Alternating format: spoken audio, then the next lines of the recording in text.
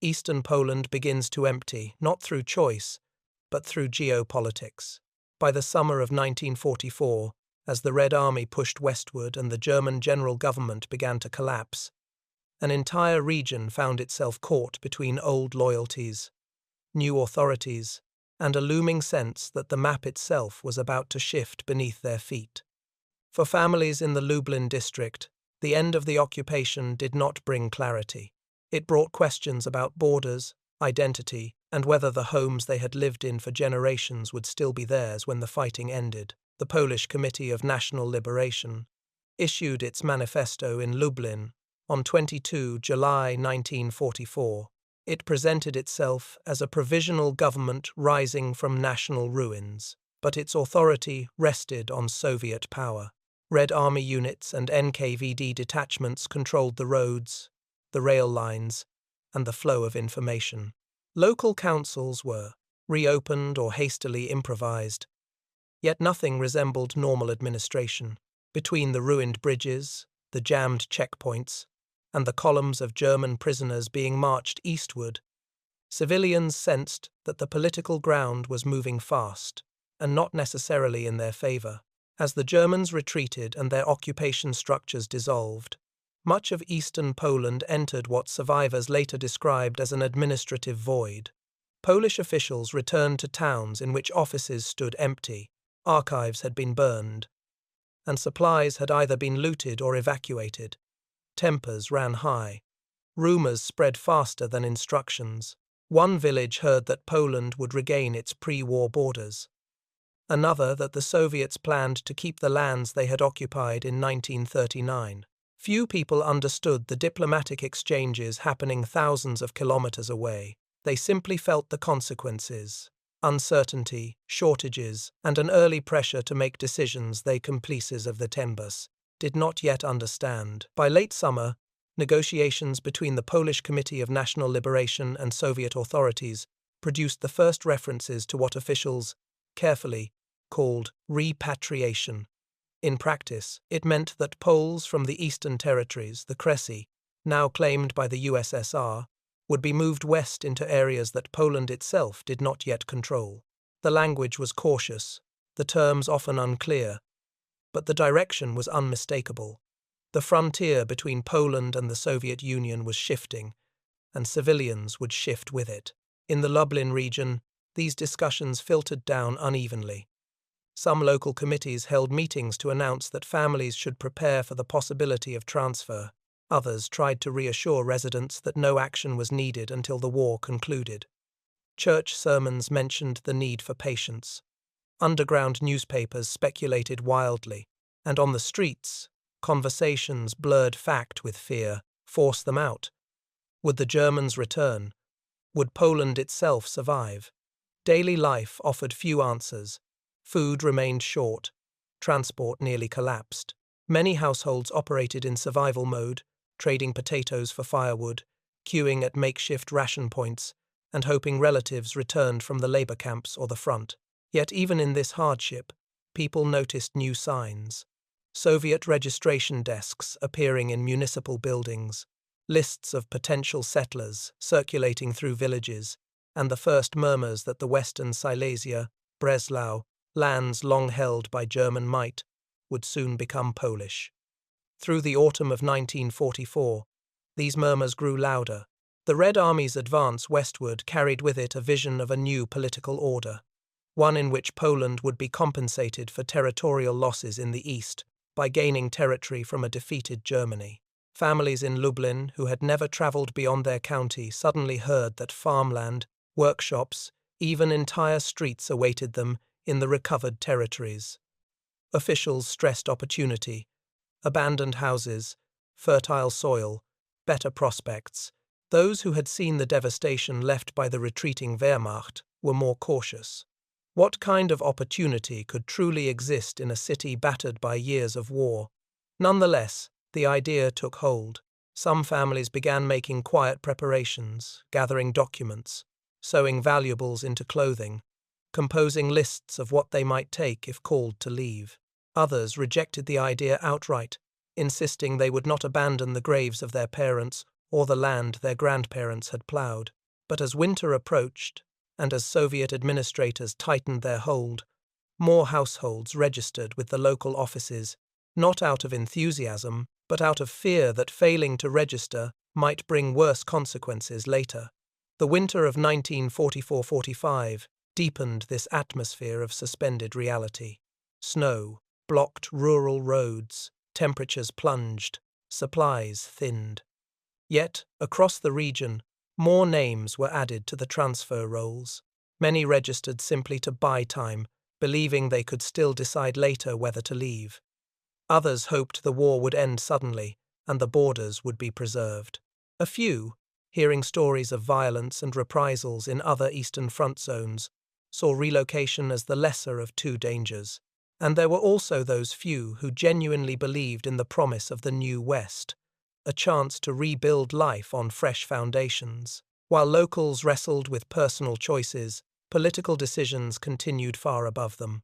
Early agreements between Soviet and Polish authorities laid out frameworks for the sweeping population movement to come. But these were frameworks on paper-ruled lines bearing little resemblance to the conditions on the ground.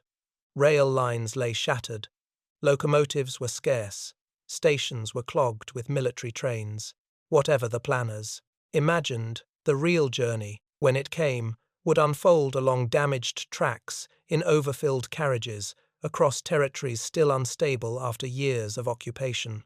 By February 1945, as the Yalta Conference set the broad shape of Poland's post-war borders, the Lublin region felt the consequences of decisions made far away. Borders that had defined family identity for generations were now abstractions, shifting at the hands of diplomats. The future lay not in local rumors, but in Allied agreements none of the civilians had read. And yet, in the villages east of the Vistula, what mattered was simpler: a growing awareness that life in the east was ending, and something entirely unknown awaited in the west. More families registered at the local offices. More inventories were drafted. More conversations ended with the same unresolved question: what exactly is in Silesia, and what kind of life are we being asked to build there? Registration increased, but no one yet knew what awaited them in the ruined cities to the west. When borders move on maps, families must move in reality. In early 1945, as the last winter of the war tightened its grip on eastern Poland, the people of Lublin began to sense that their future no longer depended on what they chose, but on decisions made in distant capitals. Yalta, held in February of that year, quietly sealed the fate of hundreds of thousands of Poles. The Allied communiqué spoke in diplomatic language, compensation, adjustments, provisional administrations, but its meaning on the ground was stark. The lands east of the Curzon line would not return to Poland, and those who lived there would need to rebuild elsewhere. For the communities of Lublin, already a hub of the Provisional Polish Authority, this was the moment when uncertainty turned into direction. Local committees tried to interpret the implications of Yalta with limited information. Some officials reassured residents that the move west was optional. Others, wary of Soviet expectations, pushed for rapid registration. The State Repatriation Office, the PUR, expanded its presence in the region, opening desks in county towns, sending representatives to villages, and distributing the first formal instructions for families preparing to leave. Yet, even as the paperwork multiplied, the practical means of transport lagged far behind. Rail engineers surveyed damaged lines and bridges, counting the locomotives still functional after years of occupation and retreat. Military traffic consumed most of the capacity, leaving little room for civilians. Trains were promised for March, then for April, and then delayed again. People began to speak of the West as a distant horizon, visible on maps, but unreachable in real life. With the Red Army still pushing into Silesia and the Oder region, news filtered back through soldiers, traders, and returning labourers. Some claimed that Breslau, soon to be Wroclaw, was a burned-out shell, with whole districts flattened during the siege. Others described abandoned homes, intact workshops, even untouched libraries waiting for new occupants. Between these contradictory accounts, rumours thrived. A widow in Lublin heard her cousin had already been assigned a house in the west. A miller in Krasnik was told the rail lines through Łódź were cleared. A schoolteacher received a letter suggesting that a new Polish university would soon open in Wrocław. None of these stories could be verified. All of them shaped expectations. At the same time, the Lublin committees found themselves caught between local fears and national policy. They had to persuade families to prepare for relocation while acknowledging that no one knew exactly when trains would depart. Public notices emphasized opportunity: better farmland, urban housing, the chance to participate in rebuilding Poland's new West. But in private meetings, many officials admitted to each other that the campaign was unprepared. The city of Wrocław was still under siege until May. How could they describe a destination none of them had seen? Alongside this uncertainty came the emotional weight of the decision. In kitchens and courtyards, families debated whether to leave behind cemeteries, orchards, and fields cultivated for generations. Older residents hesitated, unable to imagine life outside the landscapes that shaped their childhoods. Younger people, shaped by war and disruption, were more open to movement. For some, the idea of a fresh start held appeal. For others, it felt like another loss in a decade defined by them. Information from the Polish Committee of National Liberation suggested that the transfers were part of a broader settlement across Eastern Europe. Germans were being evacuated or fleeing westward ahead of the Soviet advance. Ukrainians in the southeast were facing their own relocations. It was an era in which mobility was imposed rather than chosen, and the people of Lublin sensed they were now part of something vast and impersonal, a continental reordering of borders and populations. As spring approached, activity at the PUR stations increased. Clerks prepared forms for repatriation certificates, cargo manifests, and temporary identity documents. Families brought bundles of linens, tools, pots, and whatever valuables they still possessed. Farmers attempted to list livestock to be transported, though few expected these animals to survive the journey. Railway workers tried to clear tracks made unreliable by frost, sabotage, and overloaded schedules. The stations themselves became meeting points, places where hope mixed with fear, where departures were discussed as though they were both imminent and impossible. In the countryside, visits from PUR representatives became a familiar sight. They offered guidelines, pack essentials, prepare household inventories, and acquire health certificates where possible. They collected lists of people willing to relocate, even while admitting they could not predict departure dates. Some representatives urged patience. Others hinted that delaying registration could complicate future assistance. Every conversation seemed to generate more questions than answers, and throughout the region, rumors of empty German homes found fertile ground. Some of these stories came from official leaflets celebrating the recovered territories. Others spread informally, taken from the accounts of soldiers or repatriates passing through major hubs. The idea that the West contained abandoned cities, waiting for new Polish life, lingered even as more sober reports emphasized devastation.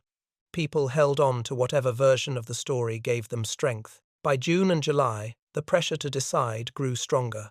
The war in Europe had ended. The siege of Breslau was over, but the infrastructure remained shattered. Bridges across the Vistula were temporary, at best.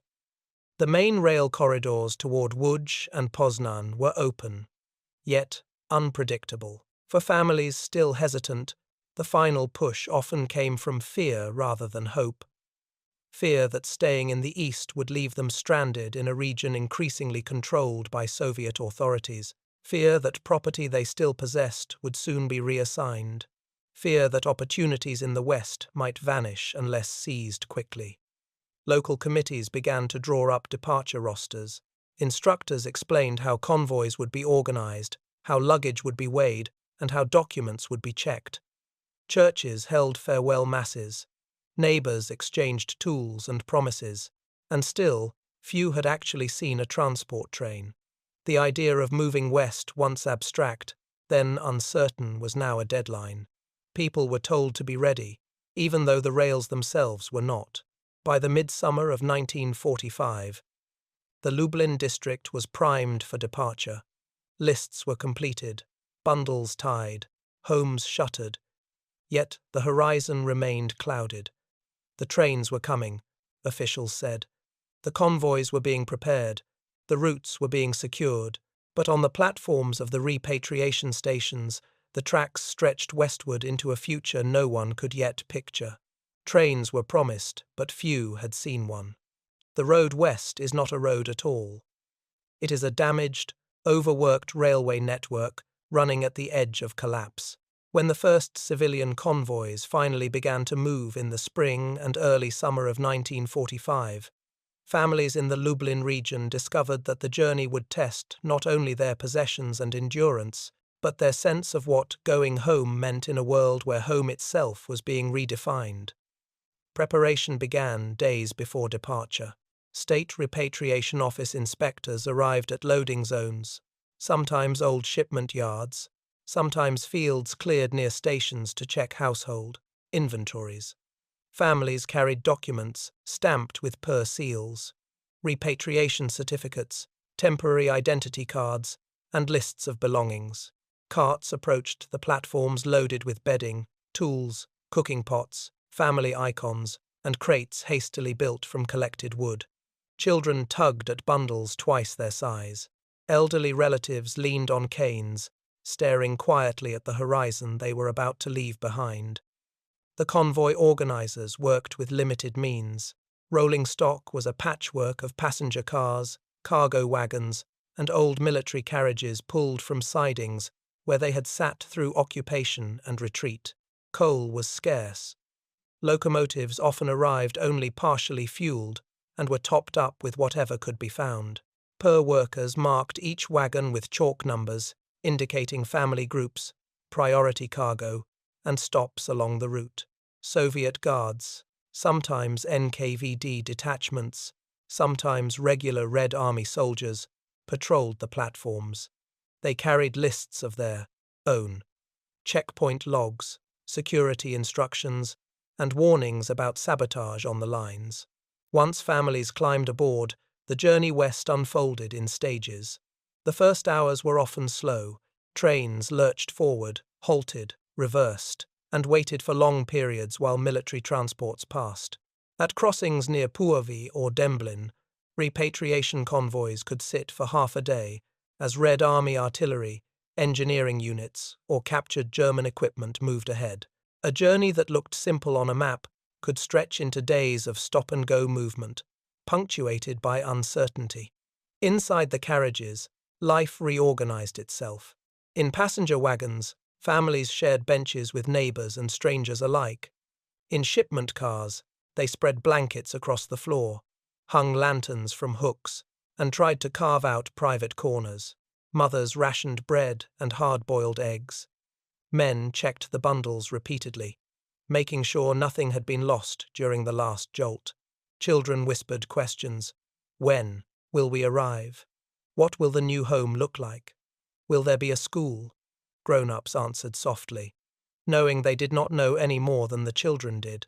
At major junctions, Łódź, Kutno, Poznan, the trains were diverted into transit yards, where PUR teams and Soviet officers conducted inspections. Some convoys were directed to temporary shelters set up in station warehouses. Here, families received ration cards and a ladle of hot soup from community kitchens. Medical teams checked for fever, injuries, and lice. Those who needed rest stayed for a night. Others waited in overcrowded waiting rooms where travelers from all directions shared stories. A Polish family leaving the east might sit beside Germans fleeing westward, each group carrying its own memories of fear and loss. A Soviet officer might order entire wagons to be rearranged for efficiency, prompting hurried reshuffling of goods and people. News traveled through these hubs like electricity. Some refugees claimed that Wrocław was nearly empty, just rubble and a few soldiers. Others said the city was full of Germans, waiting to be expelled, but still occupying most of the homes. A group from Volhynia spoke of new Polish schools opening in Silesia. A man returning from forced labor in Germany warned that the roads near Opole were clogged with refugee carts. No one could verify these accounts. The journey itself remained the only stable fact. Beyond the major hubs, the conditions grew more unpredictable. Tracks bent by winter frost or wartime demolition forced trains to crawl. Bridges patched with temporary timber platforms rattled beneath the weight of each wagon. Stations between Łódź and Ostrów Wielkopolski acted as impromptu markets, where locals sold eggs, milk, or bread in exchange for clothing or tools. At one stop, rumors of bandits spread. At another, Soviet guards demanded everyone disembark for identification checks. At times, convoys waited on sidings for entire nights, engines hissing in the dark while families tried to sleep. Yet, despite these hardships, the wagons held moments of solidarity. Strangers shared blankets when temperatures dropped. A teacher from Lublin gathered children to recite poems to calm their nerves. A farmer repaired a broken hinge on a neighbor's crate. A young woman used her last candle to light a corner of the carriage so an elderly couple could examine their documents. In these small gestures, travelers tried to anchor themselves to a world that no longer felt familiar. By the time convoys reached the western reaches of Poland, the landscape began to change. Burned farmhouses dotted the fields. Railway stations bore German signage, some intact, some hastily painted over. At junctions near Wrocław, Repatriates glimpsed towns that looked abandoned, yet not entirely silent. Smoke from chimneys, distant cartwheels, the echo of unfamiliar languages. As they approached the final checkpoints, officials boarded the pursed wagons to explain the next steps. Families would disembark, gather in assembly areas, undergo registration once more, and wait for their housing assignments. The instructions were clear, but the tone reflected uncertainty. Officials knew that Wrocław had been devastated in the spring's siege. They knew the city's infrastructure barely functioned. They knew that some homes listed as vacant were still occupied by German families awaiting expulsion. Word of these conditions began to spread between wagons. Some travelers grew anxious, imagining rubble instead of streets. Others clung to hope, picturing the recovered territories, described in leaflets, opportunity written over destruction. But none yet had seen the city for themselves. All they knew was the promise of arrival, and the uneasy sense that the West would not resemble any home they had known. As the trains rolled into their final approach, reports filtered back. Wrocław was a city of shattered walls, empty windows, and competing authorities. The future was waiting, but it was waiting in ruins. Reaching the West does not mean arrival. It means stepping into a city whose very streets seem suspended between collapse and reconstruction. When the first transports from the Lublin region entered Wrocław in mid-1945, travelers stepped down from the wagons and faced a landscape that felt at once foreign and wounded. Ruined facades, toppled tram lines, and walls blackened by the months-long siege that had only ended in May. The approach into the city offered little reassurance.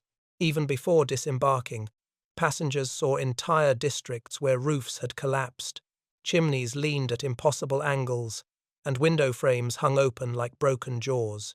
Smoke still drifted from scattered fires, where debris was being burned. A few locomotives hissed on neighboring tracks, each pulling carriages packed with German civilians moving in the opposite direction. The symbolism struck many newcomers without anyone needing to explain it. One population arriving, another departing, both uncertain of where they truly belonged. At the station platforms, confusion reigned. The Polish administration under Bolesław Drobny had been established only weeks earlier, and its authority was still in the process of being established. Soviet officers controlled some areas of the station. Polish Milicja Obywatelska guarded others, and German railway workers retained temporarily because they knew the system still moved along the platforms performing essential tasks. The multilingual chatter, Polish, German, Russian, added to a sense that Wrocław was not yet one city, but several overlapping realities struggling to coexist. The newcomers followed PUR officials through corridors littered with bricks and shattered plaster. Registration desks had been set up in rooms where walls still bore German signage. Families queued for their temporary documents. The ink often smudged from rushing clerks. Names, birthplaces, and inventories were checked once again. Children clung to bundles, watching as officials debated which buildings were habitable and which were too dangerous even to enter. The housing assignments came next. In principle, refugees were to be placed in vacant homes, those abandoned during the siege or left empty by Germans awaiting expulsion. In practice, vacant often meant damaged beyond immediate use, or vacant only on paper. Whole streets were marked as uninhabitable. Others had houses where doors hung from hinges and staircases had partially collapsed. Quartermaster teams led the settlers to their designated addresses, apologizing in advance for what they might find. Many discovered their new homes still contained remnants of their former occupants. Furniture pushed into corners, children's books lying in piles, family portraits discarded or left behind in haste. Not all former occupants were gone. In some cases, Polish families arrived to find German families still living in the buildings, awaiting instructions. The encounters ranged from tense silence to awkward cooperation. Archival accounts describe situations where newly arrived Poles and soon-to-depart Germans shared kitchens for days or weeks, navigating a fragile etiquette shaped more by exhaustion than hostility. Beyond the issue of housing lay the broader devastation of the city. Wrocław's water system functioned only intermittently. Electricity flickered or failed. Whole districts had neither sewage nor transit. The Red Army presence remained heavy, and requisitions continued. Shops were empty except for improvised stalls, offering whatever goods survivors could salvage. Churches opened cautiously, attempting to minister to both new Polish congregations and the remaining German faithful. Hospitals were overcrowded, treating war injuries, infections, and the illnesses that spread through displaced populations. Rubble clearance became one of the city's earliest collective tasks. The newcomers, teachers, farmers, tailors, metal workers joined work brigades. They formed chains to move bricks, cleared courtyards, and opened narrow paths through collapsed neighborhoods. The work was exhausting and often symbolically unsettling. To build a new Polish life, they first had to dismantle the remnants of the German city that had stood there for centuries. Yet amid the ruins, signs of stabilization emerged. Schools began to reopen in partially repaired buildings. A theater staged its first post-war performances, even though the roof leaked. Polish-language signs appeared over municipal offices, while German inscriptions lingered beneath, half scraped or hastily painted over. The renaming of streets proceeded unevenly. Some received immediate Polish names, others remained unchanged for months, creating a patchwork of old and new identities. Daily challenges tested the settlers' resolve. Bread shortages persisted. Clean water had to be rationed. Epidemics threatened districts where sanitation had collapsed. German residents, still a significant part of the population, received limited rations and awaited the expulsion cycles confirmed at Potsdam, but not yet fully executed. In markets and courtyards, interactions between newcomers and long-time residents were often cautious, sometimes tense, occasionally unexpectedly cooperative when circumstances demanded. Meanwhile, the symbolism of the city's transformation weighed heavily on its early administrators. Wrocław had been Breslau for centuries, a major German cultural center. Now it was being reshaped into a Polish city, rebuilt by people who had arrived from regions they had themselves been forced to leave. Public speeches emphasized opportunity and rebirth, but the reality was far more complex. A city full of ruins, a population in instability, and an administration learning its responsibilities as it carried them out. Still, people tried to create a sense of home. Curtains were hung in windows, missing their panes. Gardens were cleared of debris. A teacher from Lublin reclaimed a burnt schoolroom, chalking the alphabet onto a piece of salvaged slate. A carpenter repaired a door for a neighbor he had met only days earlier. Each gesture, however small, pushed against the vastness of destruction. Yet beneath every effort lay a common uncertainty. How long would it take for the city to stabilize? How long before the German population was fully expelled? How long before the settlers themselves felt not like temporary survivors, but like residents of a new home? For now, Wrocław was both a promise and a challenge. It was an opportunity, yes, but also a daily reminder that rebuilding life required not only tools and labor, but patience with a city still deciding what it would become. And for the families who had just arrived, the question lingered in every crowded room and ruined street. How do you begin to live again in a place still learning how to stand? After arrival comes adaptation. For the families who stepped into Wrocław's broken streets in 1945, the first months were spent clearing rubble and finding shelter. But by 1946, a quieter battle began. The struggle to build something resembling ordinary life. Schools, markets, workshops, and churches' institutions taken for granted in peacetime had to be rebuilt piece by piece, often from fragments that survived the siege or from supplies brought in through fragile relief networks. Life did not restart at once. It grew gradually, in pockets, like light returning to a city still emerging from darkness. Many of the first sparks came from relief efforts. UNRWA shipments began arriving in late 1945 and early 1946, bringing food, clothing, medicine, and tools.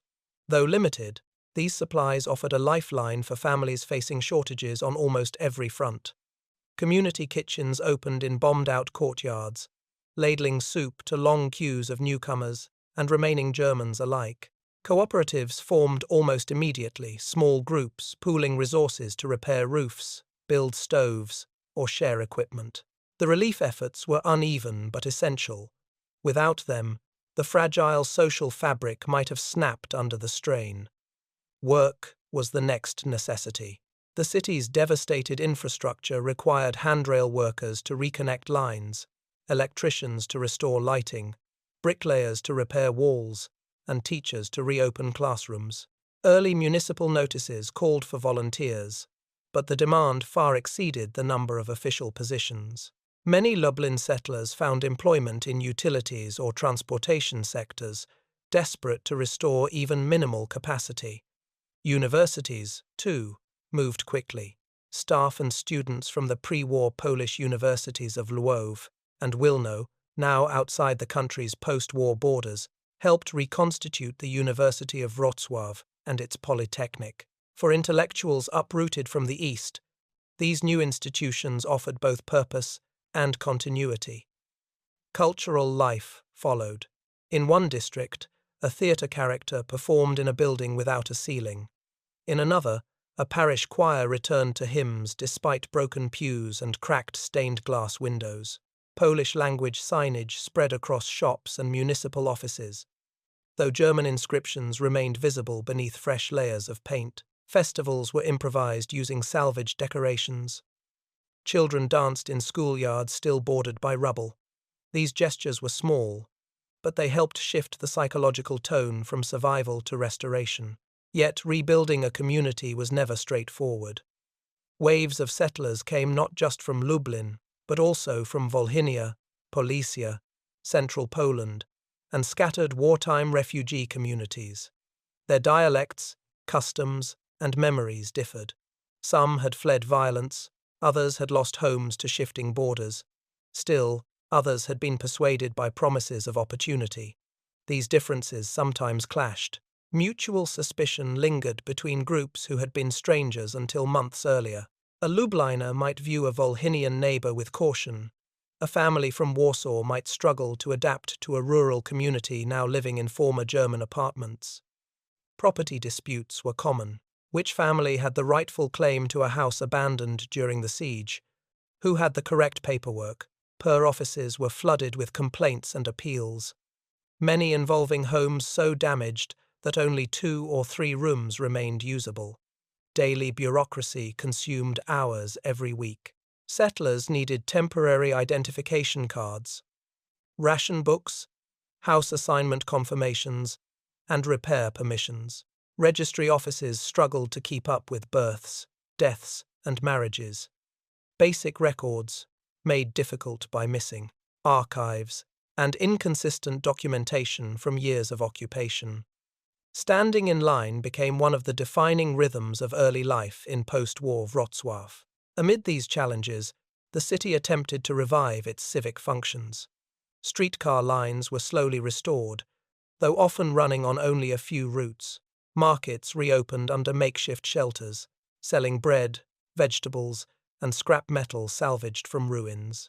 A sense of routine began to form. Children walking to school in the mornings, workers cycling past mounds of rubble, municipal loudspeakers broadcasting announcements about ration changes, vaccination campaigns, or scheduled demolitions of unsafe buildings. But beneath this wavering normalcy lay a growing tension, the question of the German population still living in the city. Potsdam had confirmed that Germans in territories transferred to Poland were to be expelled in an orderly and humane manner, but the process remained slow and uneven. By early 1946, many repatriates from Lublin sensed that their own stability depended on these expulsions moving forward. Housing remained scarce, rations were strained, and though direct conflict was not widespread, coexistence was fragile, an interim reality that could not last indefinitely. Local authorities, aware of these pressures, encouraged community building among the Polish settlers. Schools taught a Polish history that emphasized unity and renewal. Cultural clubs formed. Neighborhood councils organized cleanup drives and collective labor days. These efforts were not only practical, they shaped identity, helping newcomers imagine themselves not merely as displaced people, but as residents of a reborn city. Still, the emotional cost of adaptation lingered. Many had left behind graves they would never visit again. Some carried trauma they rarely spoke about. Letters from relatives in the newly Soviet-controlled East reminded them of lives that no longer existed. A family from Lublin might hang curtains in their new apartment, place a framed photograph on a rebuilt mantel, and still feel displaced in their own home. Even so, day by day, the fragile routines strengthened. Children's laughter echoed in schoolyards. Workers returned home to meals cooked in repaired kitchens. Churches rang bells over districts once silent. Life took root, not in triumph, but in persistence. And with each passing month, as the city's Polish population grew and administrative structures matured, a new pressure formed quietly at the edges of daily life. The need to complete the expulsions of the remaining Germans, a step many believed necessary for Wrocław to finally stabilize, and for its inhabitants to understand their place within its uncertain, changing future. The city could not stabilize until its population did. By 1946, Wrocław's streets were no longer defined solely by rubble and reconstruction. They were shaped by the constant movement of people arriving, departing, shifting between districts as the new Polish administration and Soviet authorities implemented the decisions made months earlier at Potsdam. The expulsion of Germans from the region, authorized under Articles the 12th and 13 of the conference's final communiqué, now moved from principle to practice. But orderly and humane, the phrase written into the Allied agreement, proved far easier to promise on paper than to achieve amid the realities of a city struggling to rebuild itself. In the first months of 1946, assembly points were established across Wrocław. Some occupied former barracks, others were set up in seized warehouses or makeshift compounds on the city's outskirts. For German families still waiting for transport, these places marked an uncertain change, neither home nor destination, but a pause between two worlds. They carried personal luggage limited by strict regulations. A set amount of clothing, blankets, cooking utensils, and essential papers. Everything else had to be left behind, often in apartments now booked for reassignment to Polish newcomers. Polish militia obywatelska guarded the perimeters, while Soviet officers supervised rail coordination. Each expulsion convoy required detailed scheduling, since the same fragile rail network served repatriates heading west, returning prisoners of war, and the military transports that still dominated the timetables. Trains typically departed toward the Soviet occupation zone of Germany, where German authorities were instructed to receive the transports. The scenes at the platforms were marked by silence more often than confrontation. Tired families stepping aboard, guards checking lists, the hiss of steam as locomotives prepared to move. Some departures took hours, others were delayed for days as coal shortages or damaged track forced last-minute changes. Inside Wrocław, the demographic shift became visible almost immediately. By mid-1946, archival reports suggest that the city's population had tipped into a Polish majority. Streets that only a year earlier echoed with German conversations now heard mostly Polish voices. Schools enrolled more children from Lublin, Volhynia, and central Poland than from long-settled German families. Churches increasingly offered services in Polish. The transition felt uneven and emotionally fraught, but for the settlers, it marked a step toward a sense of belonging. Yet the expulsions, for all their bureaucratic structure, were never a single uniform experience. Some German families left quietly, resigned after the war's devastation and months of uncertainty. Others departed with bitterness or disbelief, struggling to grasp that centuries of life in the city had come to an abrupt end. Polish administrators encountered a mix of cooperation and defiance. A few families requested to stay as essential specialists, engineers, doctors, or railway workers' roles the city badly needed during its fragile recovery. In rare cases, these requests were granted temporarily, though not always permanently. For the Polish settlers, the process brought its own ambivalence. Many had known displacement themselves. Watching others pack their belongings stirred a difficult recognition. The Germans were leaving the city in circumstances not entirely unlike the ones that had pushed Poles westward from their own ancestral homes. Some settlers felt sympathy. Others, weary from their own losses, saw the expulsions as the final step in securing a stable future. Public emotion was mixed, but the practical reality was clear. The city needed housing, resources, and predictability, and removing the uncertainty of a dual population was viewed by the authorities as essential. At the same time, the administrative structures of the new Polish state took firmer shape. The Milicja Obywatelska expanded its presence, attempting to impose order amid the fluid population.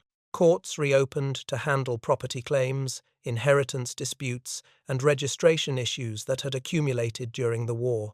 Municipal offices updated their record books, often reconstructing entire archives from fragments or eyewitness accounts. Each of these steps, however mundane, helped transform Wrocław from a transitional space into a functioning city.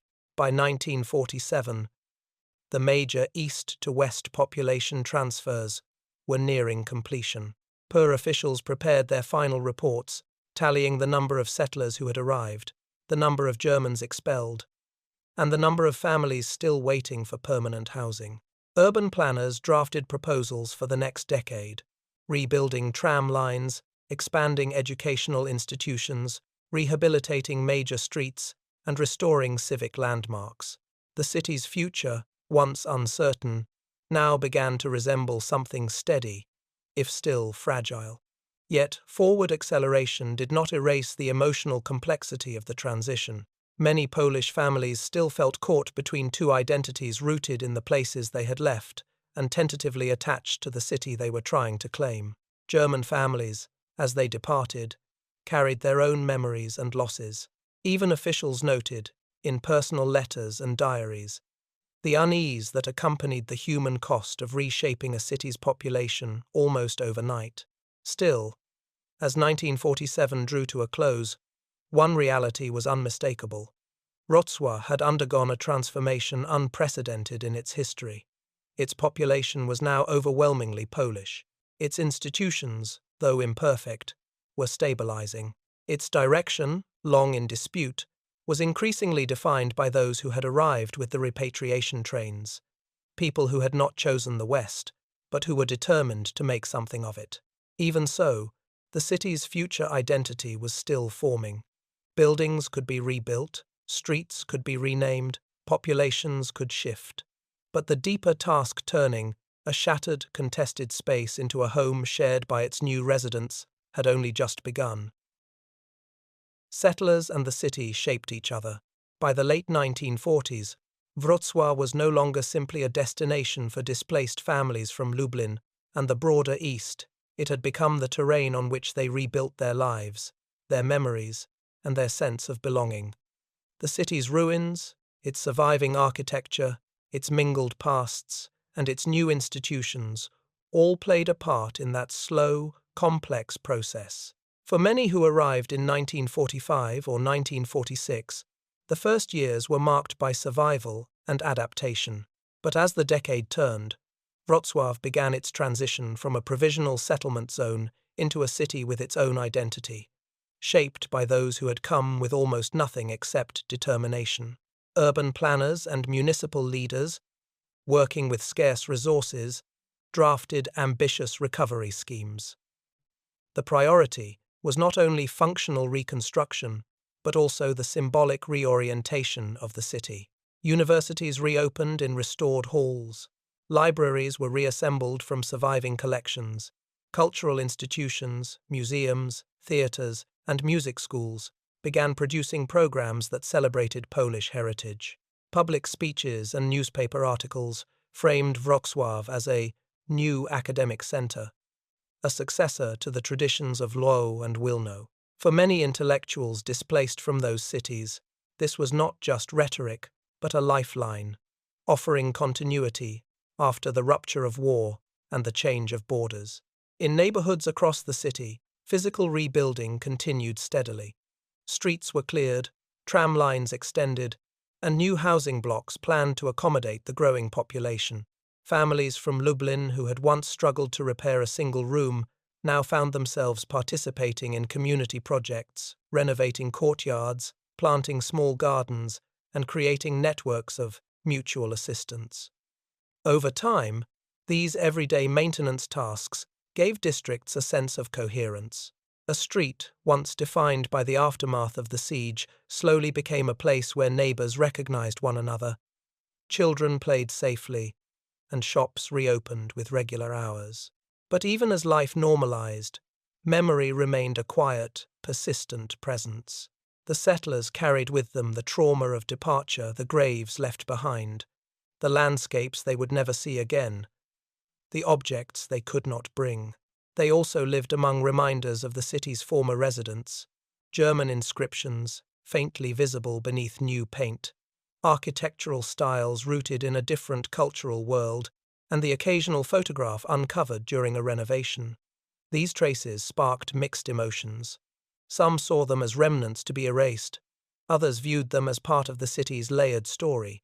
Over time, a more complicated sentiment emerged, a recognition that Wrocław's identity could not be built solely by removing what came before, but by understanding how past and present intertwined. Official narratives, however, tended to emphasize clarity rather than complexity.